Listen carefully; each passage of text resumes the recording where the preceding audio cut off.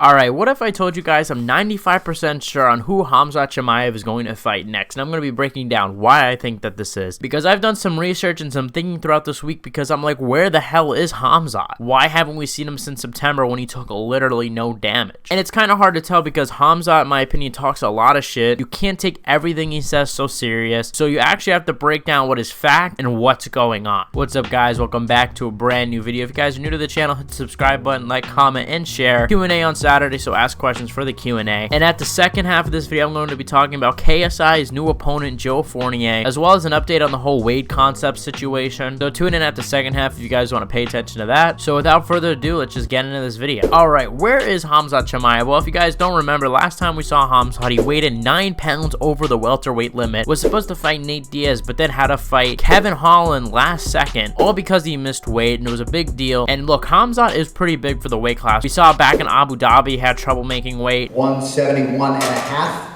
for Khamzat Chimaev. So this has been kind of a long time issue, and I think the most logical step for Khamzat is to go at 185. You know, I don't support weight bullying. The guy is 6'2" and looks pretty big, and plus I think there's a lot of benefits that come fighting closer to your natural weight. A lot of people think, hey, I want to be the bigger fighter, but it's not always as clear cut as that. Sometimes you're sacrificing cardio, endurance, your chin, tons of reasons why you don't want to cut so much weight before the fight, and I think Khamzat could do pretty good at 185. A lot of people are saying, oh, Khamzat's gonna get destroyed at 185, and while I agree, I don't think he'll look anywhere near as dominant as he did at 170. I still think he has the potential of being a champion there, especially when you look at the weight class. There isn't too many wrestlers there, so I think there definitely is an opening for Khamzat. But I've done some digging. Who is Khamzat fighting next? Because look, he took no damage his last fight. He got a first round submission. His opponent Kevin Holland will have fought in 2 times since then, while Khamzat is sitting out. Well, I think I have my theories why. First of all, I want to talk about something Khamzat said yesterday on the Ariel Helwani show, where he said he wanted to fight 2 times this year, one in October against Leon Edwards for the welterweight title, which I'd be very surprised if Khamzat ever makes 170. I mean, if you've seen him these days, he looks bigger than he ever has. But he also wants to fight in July in Sweden at 185. So Colby, I can fight with Usman in October,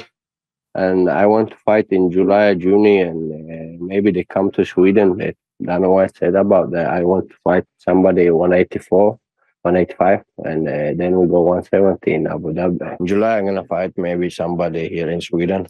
185. And this is something that Dana White hinted at the last press conference, saying that they're thinking about going to Sweden. No, we're looking at Sweden now.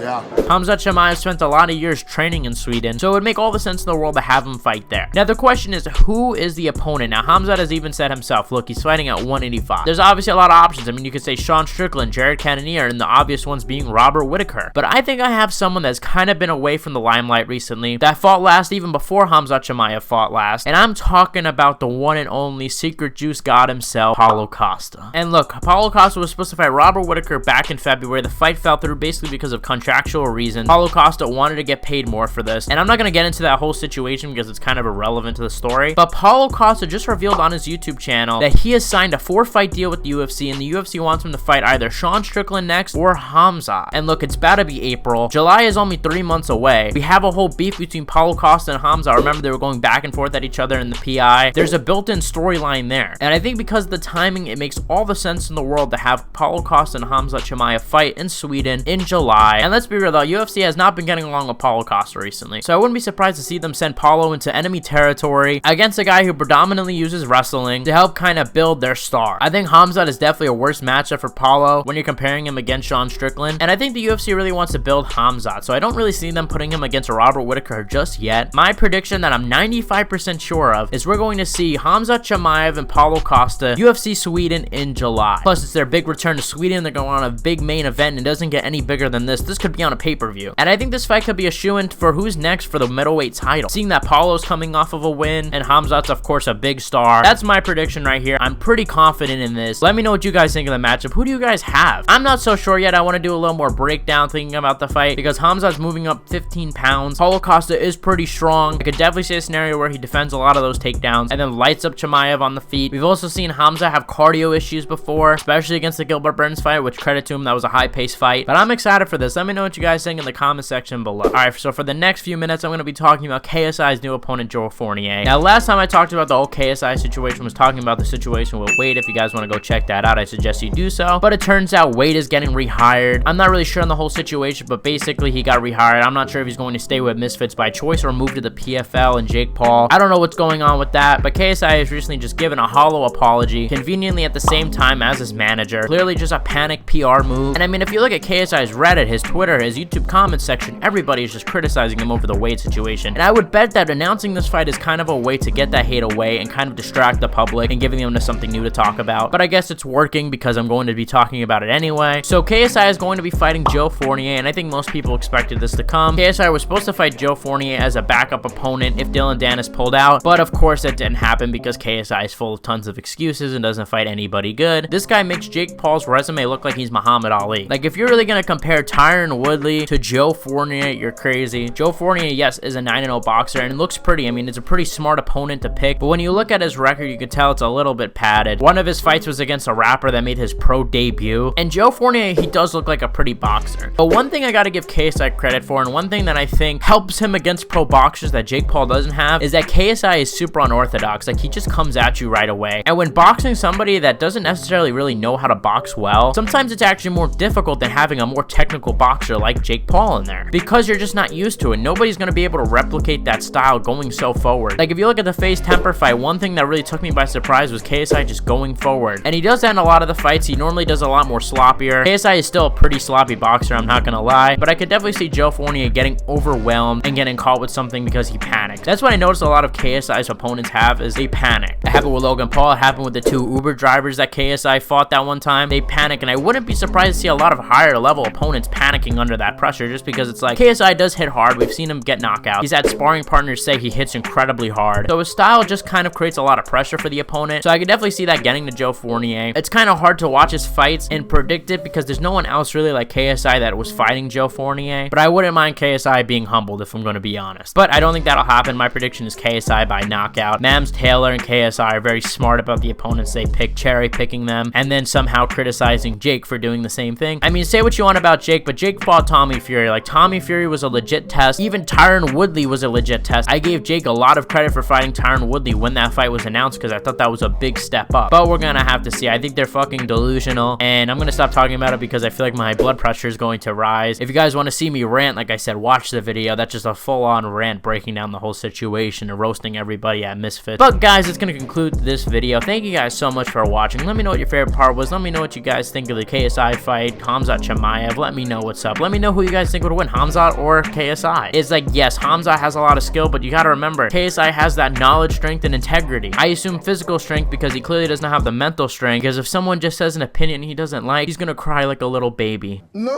it's, fuck's sake, I knew this would have made me fucking cry. But that's gonna conclude this video. I hope you guys enjoyed this video. Please leave a like if you did, and I'll see you guys in the next one.